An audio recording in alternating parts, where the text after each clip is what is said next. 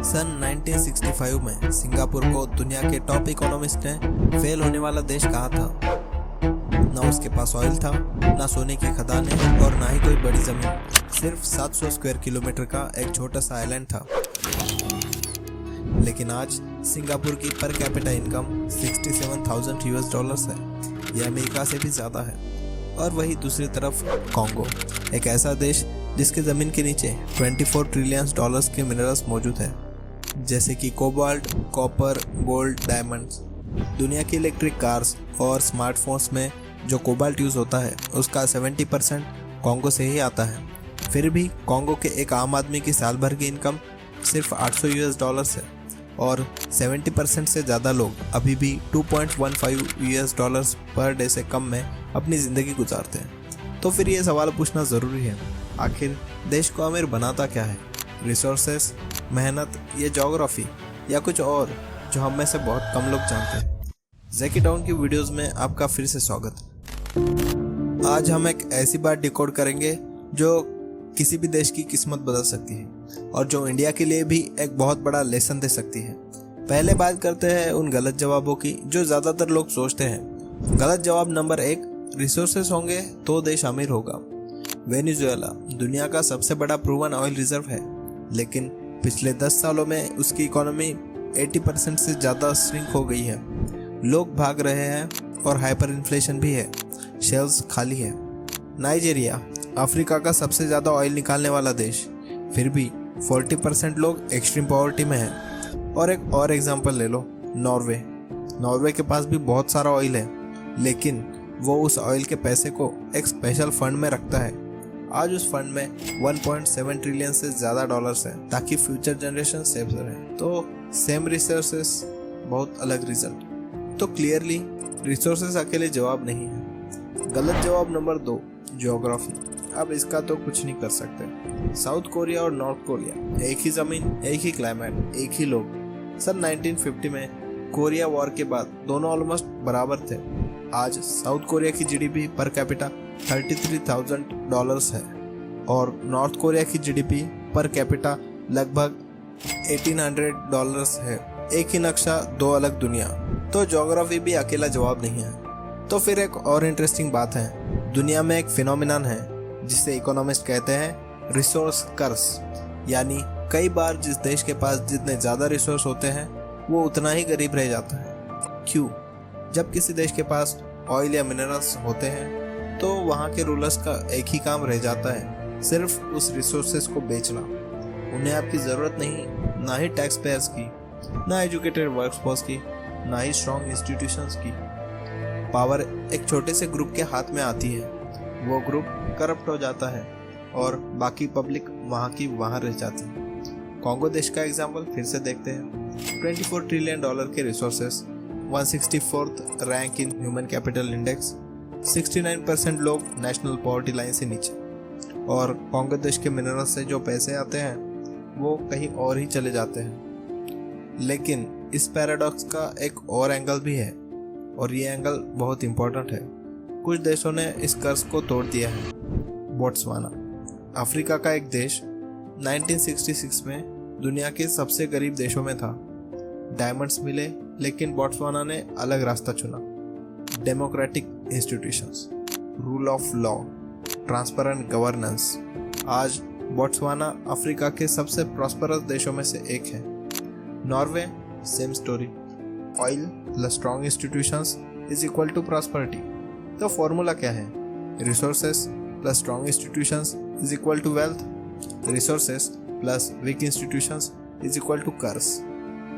और अब आते हैं उस देश की कहानी पर जिसके पास कुछ भी नहीं था, ना रिसोर्सेस, ना ज्योग्राफी, फिर भी उसने वो कर दिखाया।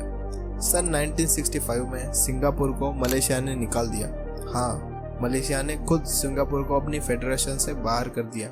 सिंगापुर के पहले prime minister Lee Kuan Yew ने टीवी पे आंसू बहाए।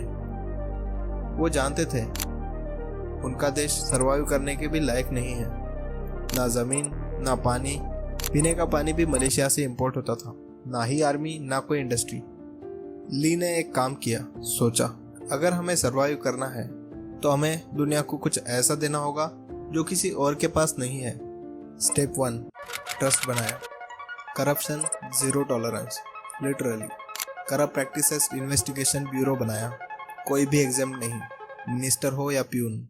नतीजा, आज सिंगापुर दुनिया के टॉप 5 लिस्ट करप्ट देशों में है। किसी भी इन्वेस्टर का पहला सवाल यही होता है, क्या मेरा पैसा सेफ है? सिंगापुर ने यह गारंटी दी कि हाँ, इन्वेस्टर का पैसा सेफ है। स्टेप 2 लोग ही रिसोर्स है।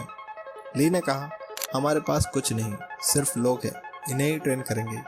एजुकेशन पे मैसिव इन्वेस्टमेंट की, इंग्लिश को इंस्ट्रक्शन लैंग्वेज बनाया ग्लोबल ट्रेड के लिए।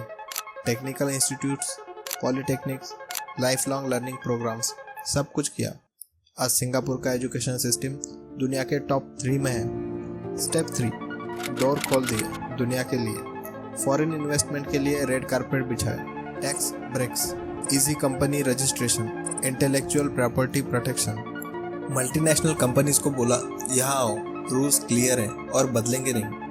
1960s labour intensive manufacturing, 1970s skill intensive industries, 1980s capital intensive sectors, 1990s technology और फाइनेंस, 2000s इनोवेशन इकोनॉमी।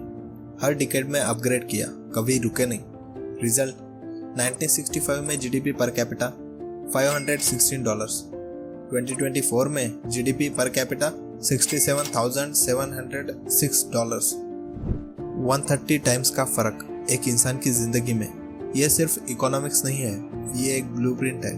तो अब हम एक स्ट्रक्चर आंसर दे सकते हैं, आखिर देश को अमीर बनाता क्या है? इकोनॉमिस्ट डैरोन अजेमोलू और जेम्स रॉबिन्सन, जिन्हें 2024 में इकोनॉमिक्स नोबेल प्राइज मिला, उन्होंने एक पूरी किताब लिखी, व्हाई नेशंस फेल। उनका जवाब, इंस्टीट्यूशंस।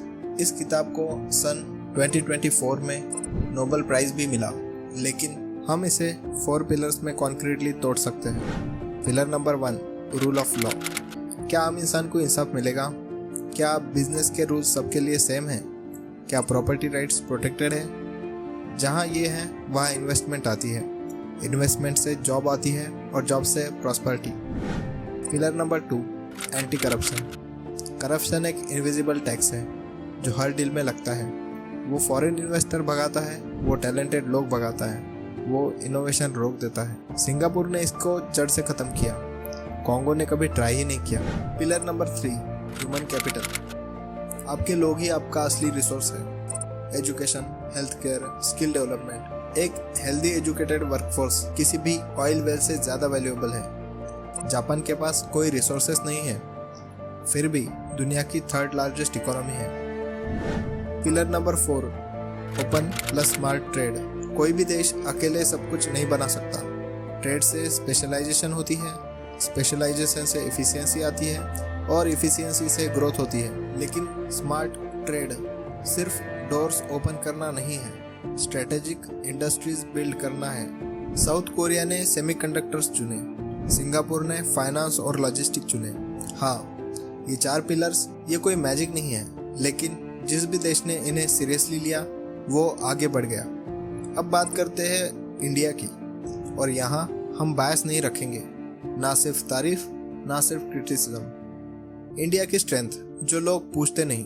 इंडिया अभी दुनिया की 6th लार्जेस्ट इकोनॉमी है। आईटी सेक्टर में इंडिया ने ग्लोबल मार्केट में अपनी जगह बनाई है। इंस्टीट्यूट्स ने सपोर्ट किया, आईआईटीज ने टैलेंट दिया। यूथ पॉपुलेशन, इंडिया की एवरेज एज 28 ईयर्स है। ये एक मैसिव स्ट्रेटेजिक एसेट है। यूपीआई, इंडिया का डिजिटल पेमेंट सिस्टम, दुनिया में एग्जाम्पलरी है। 2024 में 170 बिलियन से ज़्यादा ट्रांजैक्शंस हुए।